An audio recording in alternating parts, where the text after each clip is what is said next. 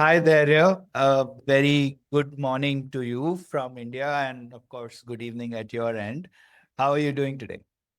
I'm doing good. Thank you, Avish, for having this conversation. Actually, it's really large of you to think about how your journey could impact other students and help them think about what they have to do. So let's set the context first.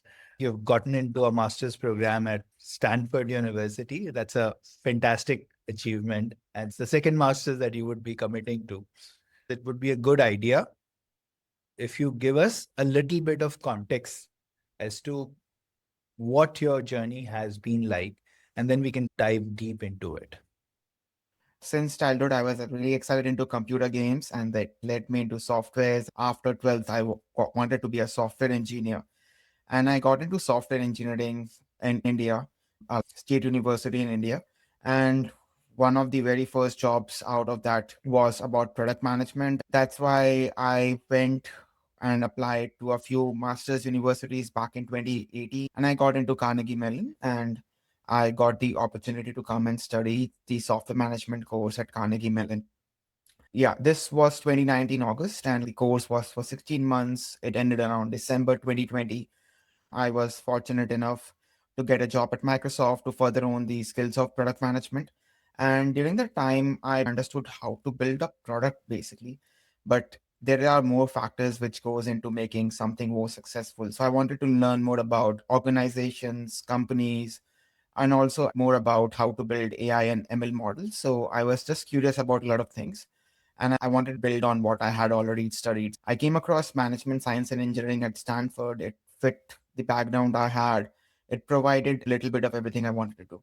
So I had applied last year in 2024 November, but somehow my application was not up to the mark, so I could not get it in 2025. And I again applied in 2025, and I got in this time in 2026. Congratulations. How does it Thank feel? you. Yeah, it's just normal. Like, yeah, just need to focus on the next thing. Okay. When did you finish your undergraduate? That The people understand the chronology better. 2018 August, I finished my bachelor's. I started my first master's in 2019 August, and I finished it in 2020 December, because CMU programs are typically of 16 months. Right. And did this program include an internship with it? I interned at Intuit. Excellent. Another very good company. I would want to understand your thinking as to why you chose to commit to a second master's. I mean, you already have a degree from a very good university. CMU is no minion in any way. And you had a good degree from there. You spent 5 years at Microsoft.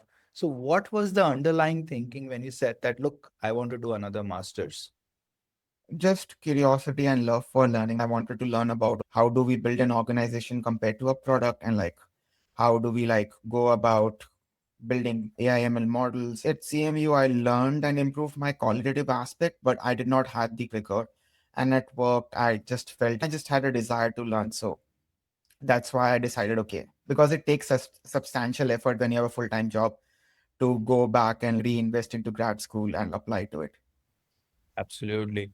And if you kind of go back to last year, March 2025, when you first applied to Stanford for this particular program, what was your core motivation? Why were you thinking Stanford and why this particular program? I have only applied to this program in the last two attempts, because as I said, the why was the same. I wanted to do these things, and management science and engineering provided the ability to take subjects from operation research. You can take subjects from data science. You can take subjects from entrepreneurship. You can take subjects from the computer science school, from the school of engineering. You can take subjects from the school of business, school of education, and even the D school. And for me, this was more about fueling my curiosity and trying to fill in few gaps which I thought I had. Excellent. I did my MBA from Sloan, which is obviously MIT's business school, but I also was able to spend quite some time at Stanford. When you mentioned D school, those memories were rekindled. It's one of a kind in terms of design thinking principles. That's something which is very, very interesting. A lot of people at this point in time are saying that management education is probably not making a lot of sense. And you come from a strongly technical background and you chose to dial into a program which is part management, part technology, or I would say application of technology in some form and shape. You have a tremendous work experience at a company like Microsoft. So, what's your thinking about blending of management education in a highly technical profile such as yours? I think every builder is a manager because they are managing some sort of technology, right? Even if a backend engineer comes back and say, I'm just a builder, they're managing a backend server. Right. So every builder is a manager. And I just think of myself as a builder. Like everybody is managing something, whether it's just the customer relationship, whether it's just their sales goal, whether it's the technology or what the strategy of the company. So everybody is just managing something. However, they want to portray it in simple words, they are just managing something, even if Yeah. it's just an AI agent in today's world. And I'm going to push you on this. Do you think management is not just an extension of common sense? Do you need formal grounding in it? Probably to contextualize this answer, why not an MBA program from GSB itself instead of a program that you have committed to? I believe on hard skills and soft skills are something you pick up along the way. And MBA did not provided me those hard skills. For example, sometimes when you're trying to negotiate with somebody, you need to understand the psychology of the person. And from the feedback I got with my friends who went to business schools, they said you don't learn anything from hard skills point of view. And I really wanted to build on my background, which was in tech management, and MS&E provided that because it's management and engineering. I think Yeah. that is the reality of the times, and the business schools are also realizing it. They're evolving with time. The programs are becoming much more contextual and application oriented. I'm seeing that And positively. and I wanted to focus on AIML decision size and strategy, which like it's very hard to get that combination while keeping your tech background at an MBA school. Yeah, I think the program that you committed to Yeah. is making sense because it involves both technology and its application in a managerial context. What changed between the two application cycles for you so that one rejection led to one success? I think the first one, I just presented a social media profile, like everything is picture perfect. And what happens is that is you lose the human touch. For example, you have never met me and suddenly you get my essay. And then you have to decide between 10 other essays who is going to win the national essay competition. You're going to pick something which actually humanizes the situation. And that's the feedback which I got from other people after they reviewed my application. Because at CMU, also the same thing worked, but when you're out of school for 5 years, you forget a lot of things. And then you just Google and search what works, and you find, okay, this what works for SOP, and you try it.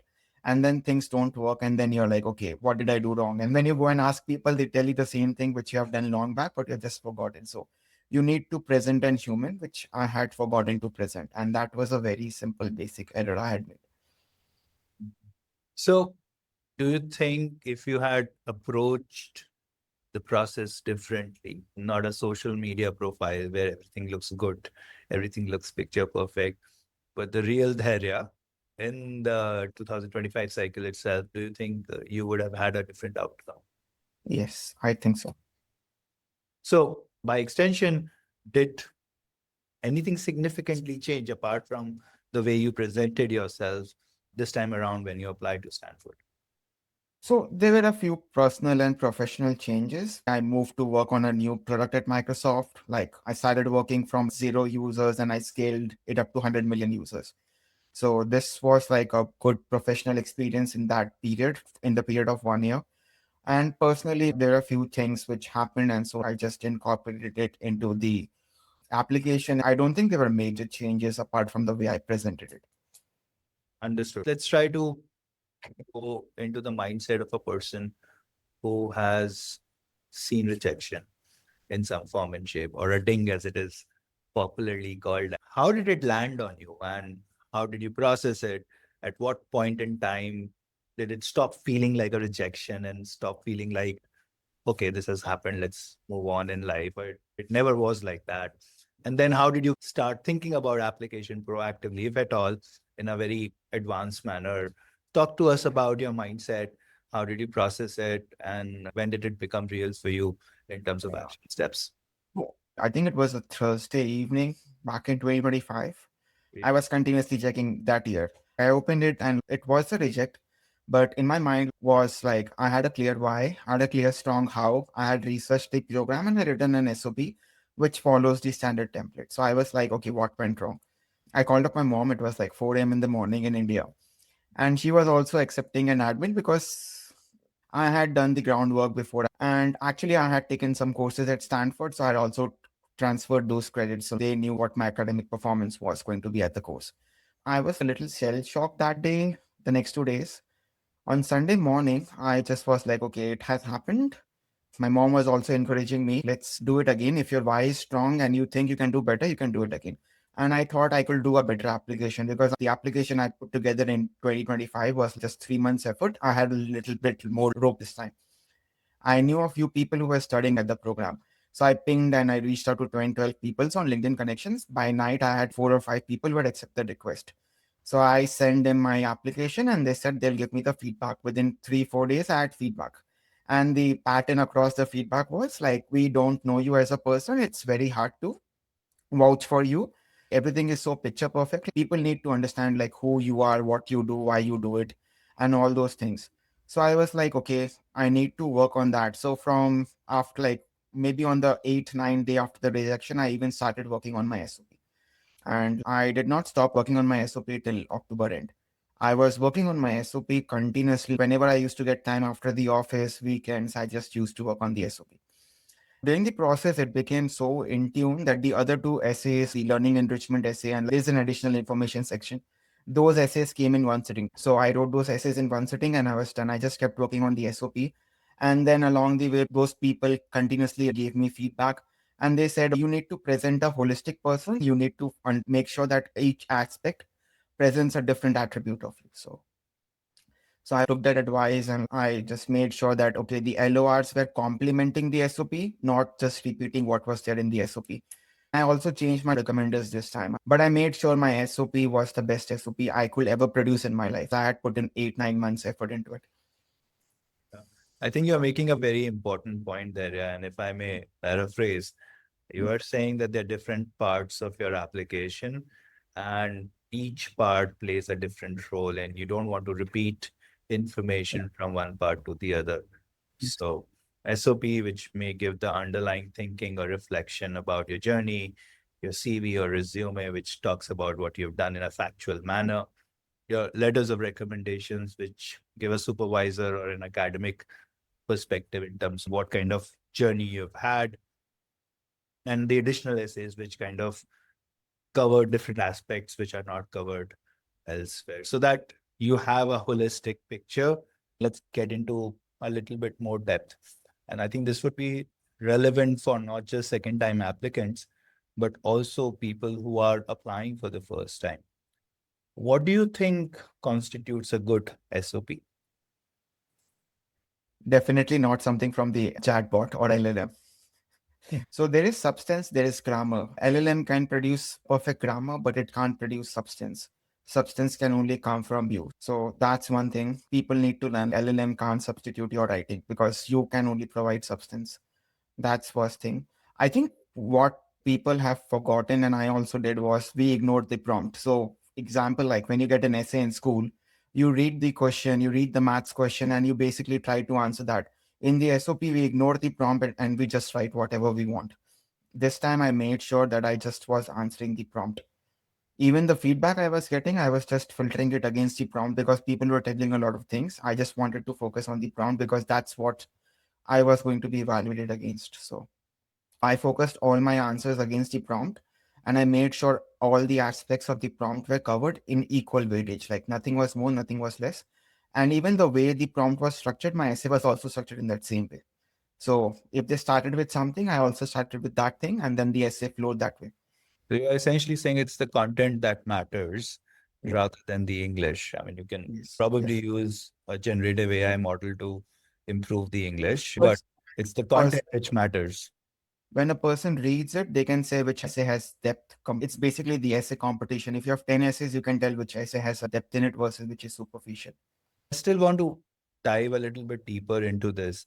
When I think about an SOP, in some ways, at least when I hear students talking about it, they think of it as packaging.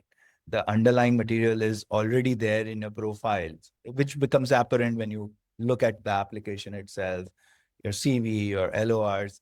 So, what's your comment upon that? Is it just packaging or is it something more? And if it is something more, what is that? I think it's just a way to tell your story of what you have done till now and why you want to do this. And because the program is a means to an end, it's not the end itself. And that's what the SOP is trying to evaluate, like what is your purpose, why you want to pursue it compared to others, and will you succeed in it? So I think an SOP is just a story. And if the person is convinced and feel the ups and downs of a journey, and can humanize with it, I think then you're doing the job. Because if you just talk about achievements, then the person don't understand like who are you, what you are feeling, what is going inside your mind. Because all of us want to be humans and like to empathize and understand what the other person is going through. So I don't think packaging is the right way. I just see that storytelling is the right way to go about doing it. Yeah, narrative building is a very good way to think about it. Have As a discussion in a committee to understand who they will take. And if they don't feel strongly for you, nobody will stand up for you. absolutely. So, did you try to find active sponsors for your application in terms of the people I who just found a few current students who were willing to help. If somebody said no, I did not push. I Mm, found a few PhD students in the department and I reached out to them and they just helped me. And everybody was like, you need to tell your story. fair enough? I know of people who just wrote half a page of SOP and they got it. They said so little, but each word had so much depth that they could cover pages. I understand what you're trying to say. Oftentimes, people look at the word count as a target. It's actually the limit. I did not even hit the word count. I was like 100, 120 words less than it. Makes sense. Brevity is the soul of wit, isn't it? The transition phase when you got a rejection and then you again converted that into a success. Reapplying sometimes can be emotionally hard because it forces you to revisit a place that once said no. How did you handle that? I was just focusing on the best essay I can produce because I had taken it on myself personally that I had not done my best work and I just wanted to produce my best work. So I was just focused on that. This time I even did not check the result. As I mentioned in 2025 cycle, I was checking the website every few days. This time I did not bother about it. So my question was, is this my best work? And when the answer was yes, that's when I stopped editing the SOP. Makes sense. I mean, if you think about reapplication and think about it generically, what do you think makes someone a strong reapplicant rather Growth. than just a repeat applicant? Growth. You need to show them how you have grown. I did show them my personal growth and my professional growth. Personal growth in terms of mindset and professional growth about the work I did at Microsoft and side projects I did and things like that. It makes sense. And if I were to compare it with the material that you shared in the first application, did you think that a large part of your application was new material because they already had access to your old application? My first application was just achievements, which you could easily put in your resume. I never presented the person. The second application was just the person. So everything was new from that aspect, except the resume, which was the achievements. Absolutely understood. This is making a lot of sense to me. And again, reflecting upon your own journey itself, what kind of progress matters? Of course, there's the human aspect, there's the professional aspect, but beyond that, Yeah. I think it can be different types of growth. I don't think my strategy is the only one. People can do different types of growth. Like they can talk about personal growth, they can talk about professional growth, they can just talk about spiritual growth. I did mention spiritual growth in one of the subparts, but that was not the entire piece. I just talked about my mindset and how it has changed. But there are a lot of aspects to talk about in terms of growth. Somebody can even go and talk about sports growth. Like I was not doing great and then I made it in the national team. So it shows a lot of perseverance, determination. Depends on how you frame the story. just a rejoinder here, Dhairyya, and think about all your different application, not just to the Stanford University, but also CMU. A lot of time people struggle at the balance between personal, which by definition remains unvalidated to a large extent. It gets validated contextually and professional or sports or other things which have higher degree of credibility behind them.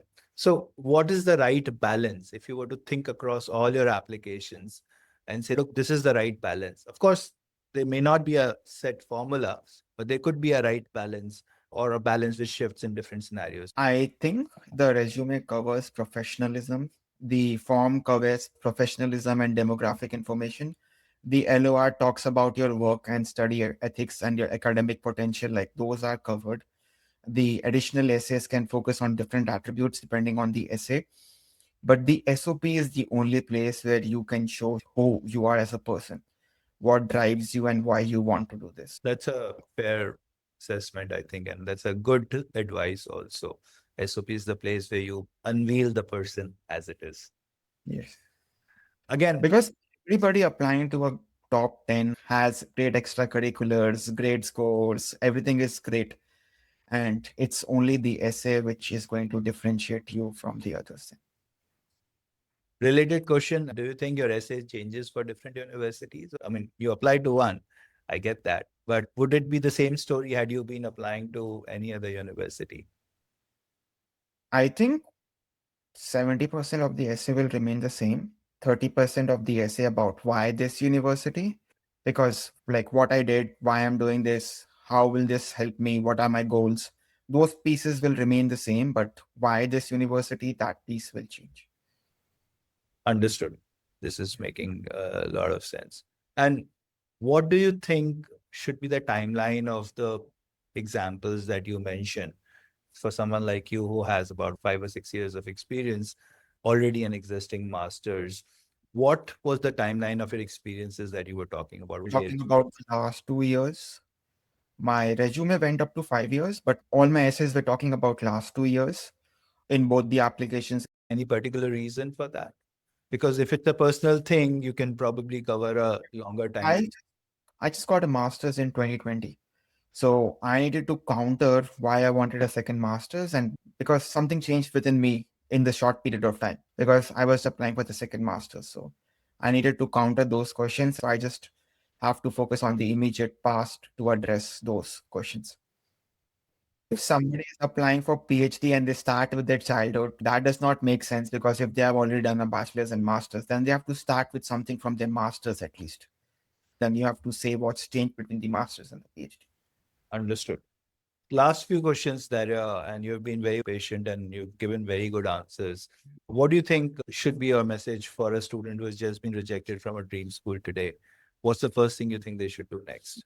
It's nothing about you, it's just about your application. Rejection is never personal, it's just about what we did at that moment. And so if you think you can do better and your why is still strong, then yeah, just focus on the prompt and try to tell the story you have, because if you tell your story, then nobody else will be competing with you.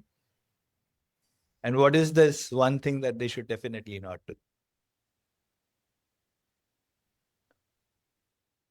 I think blindly following what others are doing, because if it worked, if things will have worked, then it will have worked for everybody. Right. Because the person who has written like what worked for me won't work for them, what works for them won't work for me, because yeah, it depends on the school, the university, the background you're applying for, your motivations, because they try to take people from different backgrounds with different motivations so that they have a class which can fuel each other's curiosity. Absolutely. And if you have to summarize your journey from rejection to admission in one lesson, what would that one lesson be? Yeah, just produce the best work you can. Right. Thank you so much, Darya. You have been wonderful in terms of sharing your journey. You've been patient and very inspiring. More power to you and Godspeed.